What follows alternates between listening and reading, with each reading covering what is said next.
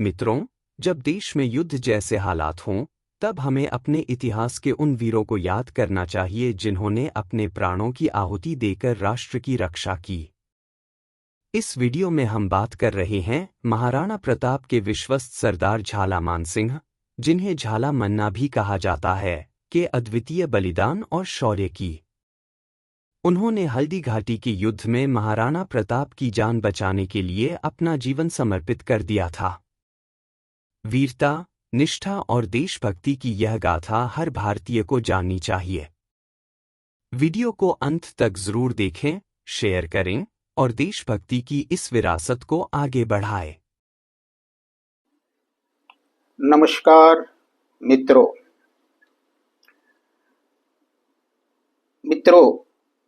हमारी doctor YC झाला YouTube channel पर आपका स्वागत है।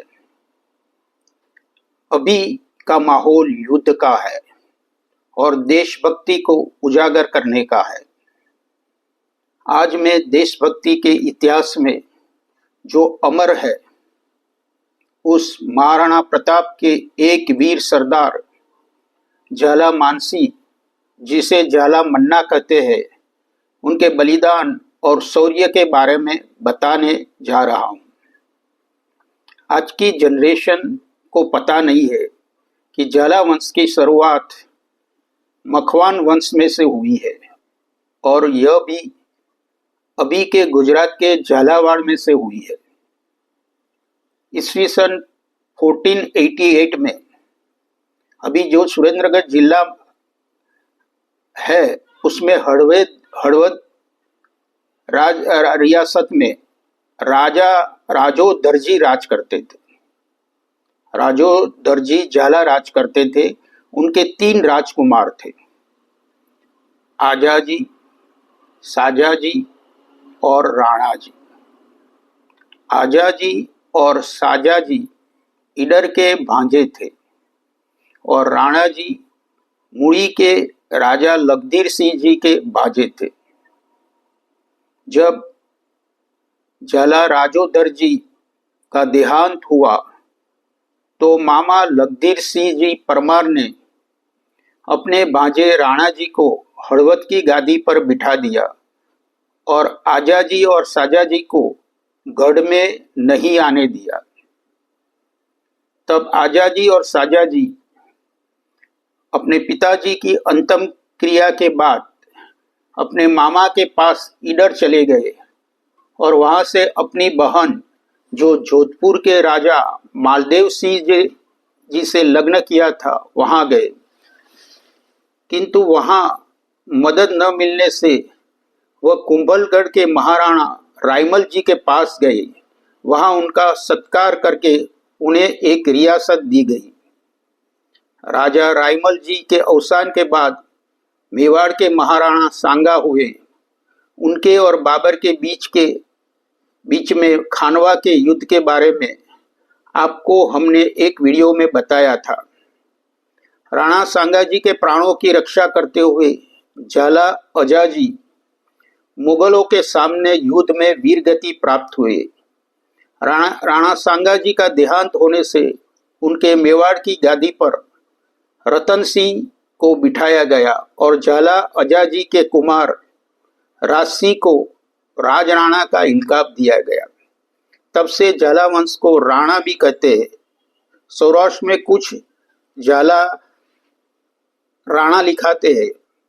मैं खुद झाला वंश से हूँ और हमारे रेवेन्यू रिकॉर्ड में हमारी सरनेम राणा लिखी थी, लेकिन एक्चुअली राणा सरनेम नहीं है, वंश झाला है, राणा इल्काब है। तो इसी तरह झाला राजवंश को राणा भी कहते हैं। इसी तरह रतन सिंह जी ने कुमार राजसिंह को राजराणा का इल्काब दिया और उन्हें सादड़ी की जागीर और साजाजी को दिलवाड़ी की जागीर दी गई। राजसिंह का ईस्वी सन 1576 में अवसान होने पर आसोजी झाला सादड़ी के गद्दी पर बैठे और उन्होंने भी गुजरात के बादशाह के साथ हुए युद्ध में सेना का नेतृत्व किया और 18 साल की उम्र में वीर गति प्राप्त की। उसके बाद उनके छोटे भाई सुल्तान सिंह झाला सादरी में गद्दी पर आए। उनके समय में विक्रमादित्य, वनवीर सिंह और उदय सिंह मेवाड़ के महाराणा थे और उन्होंने भी मेवाड़ के लिए अनेक युद्ध में शौर्य बताया और ईस्वी सन 1568 में सुल्तान सिंह का निधन होने से कुमार मानसी जी, जिसे झाला मन्ना कहते, वह सादरी के गद्दी पर बैठे और हैदराबाद और लखनऊ के नवाबों के सामने काफी युद्धों का नेतृत्व किया। ईस्वी सन 1572 में महाराणा प्रताप सिंह चित्तौड़ के महाराणा बने। महाराणा प्रताप और दिल्ली के बादशाह अकबर के साथ एक बड़ा युद्ध हल्दी घाटी में हुआ था। यहाँ से महाराणा प्रताप और झाला मानसी का इतिहास भी शुरू होता है। तो हम आगे झाला मानसी के शौर्य का इतिहास देखेंगे। तो हमने देखा झाला मानसी का एक अन्य नाम झाला मन्ना भी था।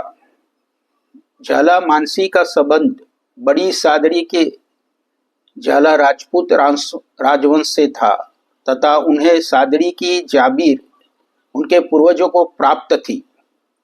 झाला मानसी के पिताजी का नाम राजराणा सुल्तान सिंह झाला था। उनकी एक बहन भी थी जिनका नाम चंपाबाई झाला था तथा उनका विवाह महाराणा प्रताप से हुआ था। झाला मानसी हल्दी घाटी के युद्ध में महाराणा प्रताप की सेना के बाएं भाग का नेतृत्व कर रहे थे। झाला मानसी देखने में तथा कद काठी में महाराणा प्रताप के लगभग समान ही थे। हल्दी घाटी का युद्ध में अकबर की सेना में 50,000 से ज्यादा सैनिक थे और हाथियों की संख्या भी अधिक थी, जबकि महाराणा प्रताप की सेना संख्या बल में मात्र 15,000 ही थी। परंतु मुगलों के बजाय महाराणा प्रताप की सेना में अश्वों की संख्या अधिक थी। अकबर की सेना ने हल्दी घाटी के मैदान के पास ही खुली जगह में अपने खेमे लगाए थे और तब महाराणा प्रताप की हरावल सेना ने जबरदस्त आक्रमण कर अकबर की सेना में भगदड़ मचा दी थी। अकबर की विशाल सेना घबराकर लगभग 5 किलोमीटर पीछे हट गई, जहां खुले मैदान में रक्त तलाई नामक स्थान पर महाराणा प्रताप और अकबर की सेना के बीच में 5 घंटे तक भीषण युद्ध हुआ। मुगल सेना में हाथियों की संख्या ज्यादा होने की वजह से चेतक के सिर पर हाथी का मुखौटा लगाया गया था ताकि हाथियों को भ्रम में डाला जा सके। हल्दी घाटी के युद्ध में महाराणा प्रताप दुश्मनों का सफाया करते हुए हल्दी घाटी के मैदान में मुगल सेना के सेनापति के हाथी के पास पहुंचा जा सके। मुगल सेना का सेनापति आमेर का राजा था। उनका नाम भी मानसी था। वह आमेर राज्य के कछवा राजपूत थे। सेनापति के उस हाथी की सूंड में तलवार बंधी हुई थी। महाराणा प्रताप ने चेतक को एड़ लगाई और वह सीधे मुगल सेना के सेनापति के हाथी के मस्तक पर चढ़ गए, लेकिन सेनापति महाराणा प्रताप को देखकर होद्दे में छिप गया और महाराणा प्रताप के भरपूर वार से सेनापति का हाथी का महावत मारा गया। अपने सेनापति पर हमला होते हुए देखकर मुगल सेना ने महाराणा प्रताप को उसी समय चारों तरफ से घेर लिया और हल्का जख्मी भी कर दिया। हाथी से उतरते समय चेतक का एक पैर भी हाथी की सूंड में बंधी तलवार से कट गया था। महाराणा प्रताप को दुश्मन से घेरता देखकर सादरी के सरदार झाला मानसी किसी तरह महाराणा प्रताप तक पहुंच गए और घायल महाराणा प्रताप की पगड़ी और छत्र जबरन धारण कर लिए। इसके बाद उन्होंने महाराणा प्रताप को युद्ध की स्थिति से अवगत कराया और कहा कि हमने मुगलों की कमर तोड़ दी है, लेकिन यह संख्या में अधिक है, इसलिए संभवतः वह आपको हानि पहुंचा सकते। झालामानसी का निवेदन अपनी जगह बिल्कुल सही था, क्योंकि मुगल सेना का एकमात्र उद्देश्य या तो महाराणा प्रताप का मौत के घाट उतारना था या फिर उन्हें जीवित पकड़ना था। उसके बाद झालामानसी ने महाराणा प्रताप से निवेदन किया कि एक झाला के मर जाने से कुछ नहीं होगा, लेकिन अगर आप बच गए तो कई और झाला तैयार हो जाएंगे। झालामानसी की यह सूझबूझ सफल रही और मुगल सेना ने झालामानसी को महाराणा प्रताप समझकर उन पर आक्रमण करना शुरू कर दिया। महाराणा प्रताप का छत्र और पगड़ी पहने झाला अद्वितीय युद्ध करने लगे, जिसके चलते महाराणा प्रताप को युद्ध क्षेत्र से बाहर जाने का समय मिल गया। झालामानसी को मुगलों से घिरा देखकर रामसिंह तोमर आगे आए और दोनों योद्धाओं ने अपने साथियों के साथ मिलकर मुगलों पर भीषण आक्रमण किया। इस प्रकार मुगल से लड़ते हुए झालामानसी और रामशाह तोमर वीरगति को प्राप्त हुए। झालामानसी के इस बलिदान की वजह से महाराणा प्रताप बाद में मेवाड़ को मुगलों से मुक्त कराने में सफल रहे। कहते कि इस संसार में झाला के अतिरिक्त ऐसा अन्य कोई राजवंश नहीं है जिसने अपने राजा के प्राणों की रक्षा के लिए ढाल बनकर अपना सब कुछ समर्पित कर दिया हो। मेवाड़ के शासकों पर जब भी कठिन समय आया तब सदैव उस कठिनाई का यदि सबसे पहले सामना किया है तो वह वीर झालावंशी है। झालामानसी ने हल्दी घाटी के युद्ध में तथा उनके दादा ने खानवा के युद्ध में अपना सर्वोच्च बलिदान तो दिया ही था, परंतु उसके अलावा जब अकबर की मुगल सेना ने सन 1568 में चित्तौड़गढ़ पर आक्रमण किया तो अज्जाजी के पोते वीर सुल्तान सिंह ने मुगलों से भीषण युद्ध किया और वीर गति को प्राप्त किया था। सन 1535 में जब बहादुर शाह ने चित्तौड़गढ़ पर आक्रमण किया था तो अज्जाजी के पुत्र सिंहाजी ने भी मातृभूमि की रक्षा के लिए सर्वोच्च बलिदान दिया था। इन सब वीर सपूतों के कारण मेवाड़ धरा कभी मुगलों के अधीन नहीं हो सकी। जब जब महाराणा प्रताप और हल्दी घाटी युद्ध का जिक्र होगा, झालामानसी का नाम अवश्य ही साथ में होगा, और जब भी मेवाड़ राज्य के इतिहास के बारे में चर्चा होगी, झाला राजवंश का नाम सदैव सूरज की भांति चमकेगा। और इसी वजह से राजस्थान में झालाओं को काफी सम्मान दिया जाता है। राजपूतों में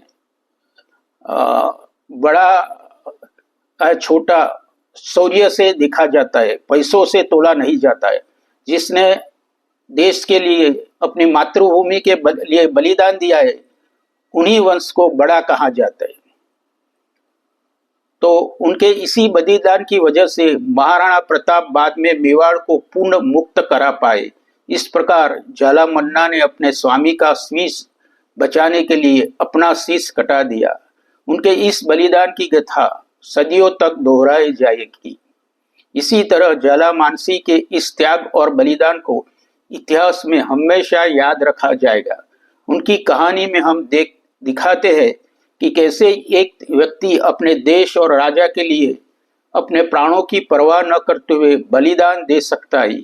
यही कहानी हमें देशभक्ति और साहस का पाठ सिखाती है। तो ऐसे वीर सपूतों को हमें याद करना चाहिए, और हमारे देश में जब जब दुश्मनों का आक्रमण हो तो हमें साहस से उसका सामना करना चाहिए।